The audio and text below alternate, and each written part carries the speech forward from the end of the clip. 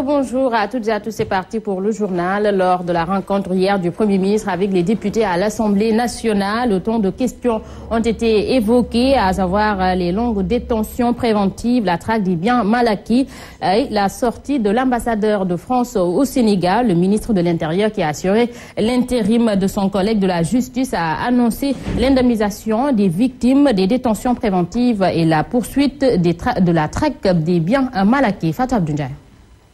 Plusieurs questions ont été posées par les députés au gouvernement de Mohamed Boun Abdallah Dionne. L'une des questions phares, les longues détentions préventives. Le ministre de l'Intérieur, assurant l'intérim de son collègue de la Justice, garantit que les détenus victimes des longues détentions préventives vont être indemnisés. Cette même loi, dans le cadre justement donc de sa mise en place, a prévu une commission qui devra statuer in fine justement donc sur les conséquences et les décisions à prendre au cas où le détenu justement venait à être tout simplement libéré et auquel cas justement après cette relaxe qu'il soit constaté justement qu'il a été en détention pendant longtemps. On a prévu à ce niveau effectivement des cas justement d'indemnisation. Autre élément à retenir des réponses du ministre de l'Intérieur, rien ne va freiner la marche normale de la traque des biens mal acquis. Nous sommes dans le cadre d'une loi, donc la loi contre l'enrichissement illicite, effectivement, est une loi de portée générale. Elle est d'application générale et obligatoire. À ce niveau, justement, tous ceux qui seraient concernés par cette loi seront justement poursuivis et en tout cas écoutés dans le cadre des procédures. Durant ces 2 heures de démocratie, a souligné cette question sur la sortie de l'ambassadeur de la France au Sénégal sur l'affaire Karim Wade, qui a clairement embarrassé le chef du gouvernement. Le gouvernement, on ne l'a pas entendu quand il y a eu un appel à l'ingérence. On ne l'entendra pas sur ce que vous qualifiez d'ingérence. Promesse gouvernementale de faire face aux questions des représentants du peuple au mois tenu par l'équipe de Mohamed Boun Abdallah Dionne. Après le débat, place maintenant aux actes. Et le ministre de l'Enseignement supérieur et de la Recherche, Mary Teuw Niane, de revenir sur la loi relative aux universités qui attend atteindre 3 objectifs pour assurer une bonne marche des universités publiques du Sénégal. Mary Teuw Niane a également annoncé la création d'un conseil académique qui aura tous les pouvoirs universitaires. Autre préoccupation, l'agriculture, d'où le ministre en charge de cette question estime que l'État a fourni des efforts pour assurer une bonne campagne agricole. Gorondaklo. Beaucoup de questions ont été posées par les parlementaires au gouvernement, des questions telles que l'enseignement supérieur qui suscite de nombreuses discussions et le ministre en charge de ce secteur promet des solutions. La loi relative aux universités a un certain nombre d'objectifs, j'en citerai 3. La première, c'est assurer l'autonomie académique, pédagogique et scientifique des universités par la création d'un conseil académique qui a tous les pouvoirs sur les questions académiques.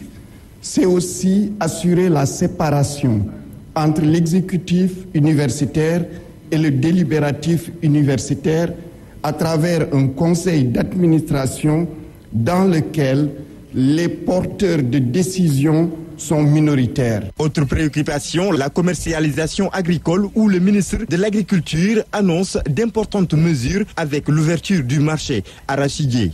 On pouvait continuer à énumérer toutes les dispositions prises par l'État, mais je vais peut-être m'en arrêter là pour dire, au fait, avec toutes ces dispositions, est-ce que la physionomie du marché a vraiment évolué? Nous sommes affirmatifs. Elle a bien évolué, la physionomie du marché. J'ai présidé personnellement, le 10 mars, une réunion du comité de suivi de la campagne de commercialisation arachidière. Ce comité regroupe tous les acteurs intervenant au niveau de la filière arachidière.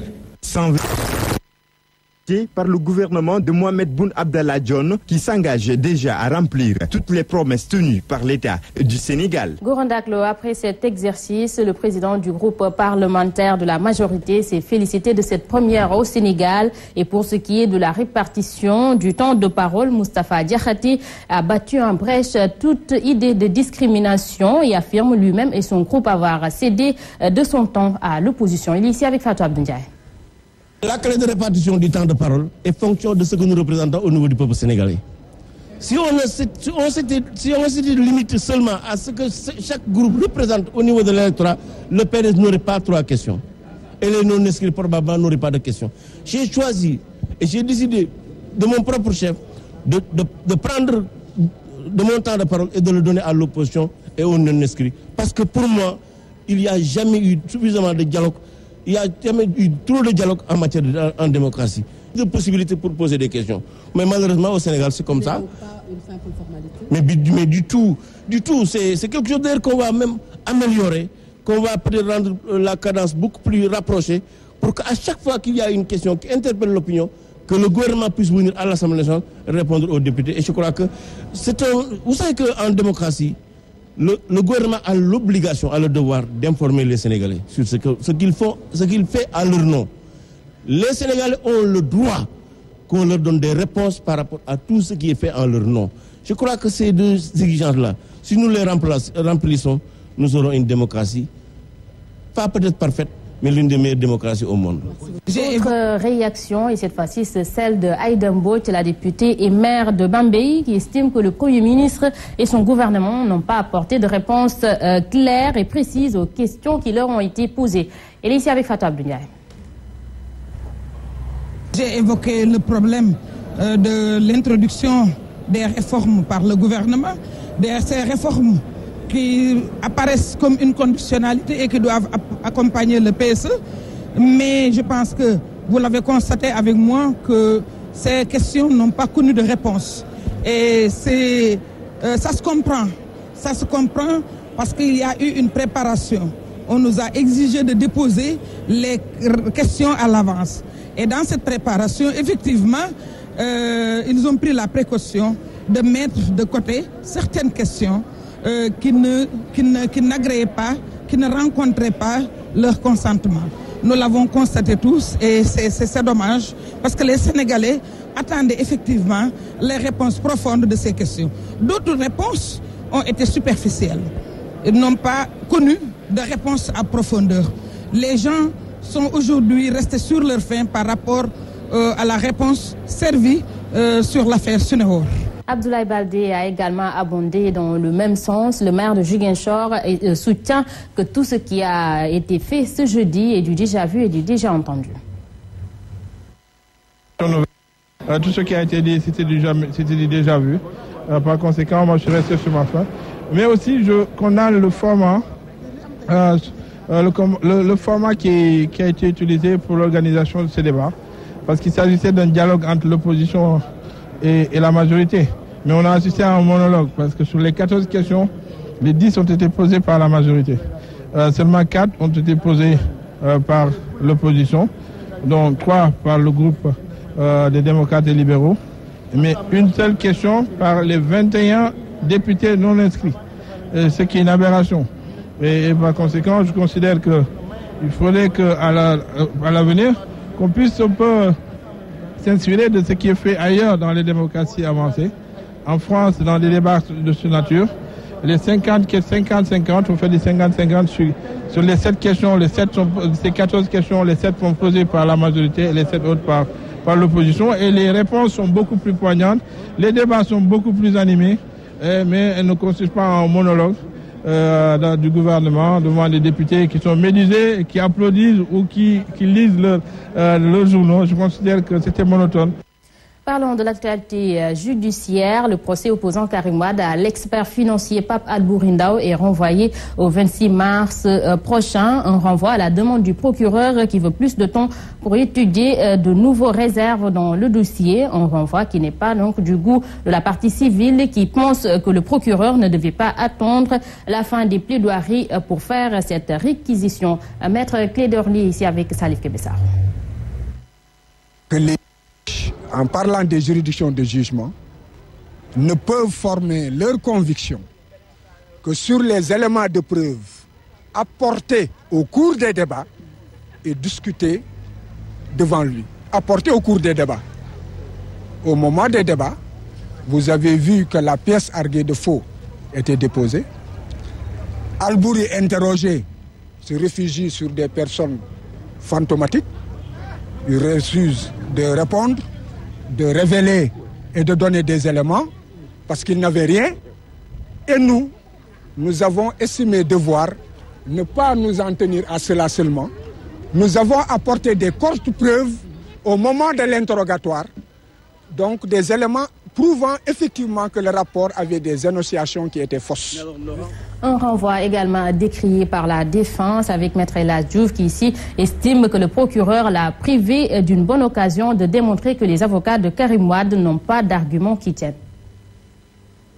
De Karim ont développé pour ne rien dire. Parce que pour établir un faux, un usage de faux et une tentative d'escroquerie au jugement, on ne doit pas dépasser 30 minutes. On doit montrer l'acte qui est faux, argué de faux. On doit montrer comment on a usé du faux, quel avantage on a eu avec ce faux et quel jugement a été obtenu frauduleusement sur la base du faux. Vous estimez qu'on devait vider le dossier aujourd'hui? Oui, ils ont versé des documents faux, falsifiés, qui auraient dû être écartés et même acceptés. Ces documents ne peuvent pas entraîner la condamnation de M. Albouri Ndao, qui a fait un travail remarquable, qui s'est appuyé sur des sapitaires, qui ont déniché ce compte de Singapour, ce qui fait mal à Karim Wade et à ses avocats, qui le taxent de menteurs. Reparlons de l'affaire Sweet Leak. Après les noms des personnalités citées dans cette affaire, le Forum civil, en partenariat avec la Fondation Friedrich Naumann, a jugé nécessaire de poser le débat sur l'évasion fiscale qu'il considère comme une perte pour le Sénégal. Reportage Fatoula Mbedjo. L'évasion fiscale, une violation délibérée de la loi en cachant ses actifs et en faisant de fausses déclarations. Cette fraude fiscale constitue une grande perte pour le Sénégal. Naturellement, une perte de recettes. On a besoin de ressources financières. Il y a une possibilité de rationaliser nos moyens financiers aujourd'hui pour recouvrer un maximum de ressources possibles pour faire face également à notre développement. L'économie change. Aujourd'hui, on est dans l'immatériel, alors que notre arsenal fiscal s'applique à des biens traditionnels et des services. Donc, à la limite, on cherche la fraude là où parfois on ne peut pas la trouver. Dans l'affaire Swissleak, où des Sénégalais ont été impliqués, le Forum civil a trouvé opportun de poser le débat avec des experts. La présentation du professeur Ousmane Faye, qui a parlé également des stratégies qui sont développées par les grandes firmes internationales pour se soustraire également du paiement de l'impôt. Si la fraude et l'évasion fiscale ont atteint ce stade au Sénégal, c'est parce que les lois sont instables et la pression fiscale est réelle. La loi fiscale sénégalaise ou la loi fiscale en général est très confuse. Nos lois fiscales sont instables.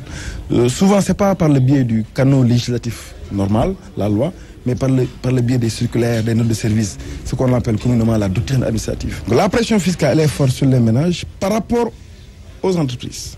Les experts et les différents participants estiment qu'il est temps d'accroître le civisme fiscal. En même temps, ils proposent la création d'un Conseil national des impôts pour lutter contre l'évasion fiscale. Fatoulaye Mbaye Diop, le secteur privé sénégalais, malgré toutes ses initiatives et ses freins en interne, n'est pas suffisamment impliqué dans les actions d'investissement nationaux. C'est du moins l'avis de Baïdi Agne du CNP et de Mansour Kaman de la Confédération nationale des employeurs du Sénégal, qui affirment ne pas sentir leurs implications systématiques dans la promotion du savoir-faire sénégalais que doit faire le chef de l'État, Macky Sall. Mansour Kaman est ici avec Soda Marimgue.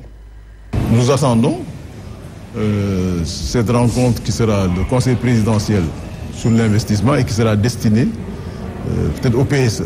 Oui. Je crois que nous aurons l'occasion à ce moment-là de voir exactement où en est le président de la République et le gouvernement par rapport à l'implication du secteur privé national et aux responsabilités que le secteur privé national doit prendre dans le PSE. D'ailleurs, beaucoup de cadres aujourd'hui que je vois dans l'entourage du PSE et tout ça, sont des gens qui travaillaient dans des entreprises privées. Donc cela, techniquement, on a la compétence. On lui demande d'être la personnalité qui incarne l'État et qui porte la décision de l'État. Et la décision de l'État, si c'est de dire je donne la priorité à mon secteur privé national, cela doit être mis en œuvre par justement tous ceux qui sont en dessous de l'échelle. Sur l'international, précisément au Mali, les enquêteurs en ont terminé avec la collecte d'indices matériels sur les lieux de la fusillade qui a eu lieu vendredi 6 mars à Bamako.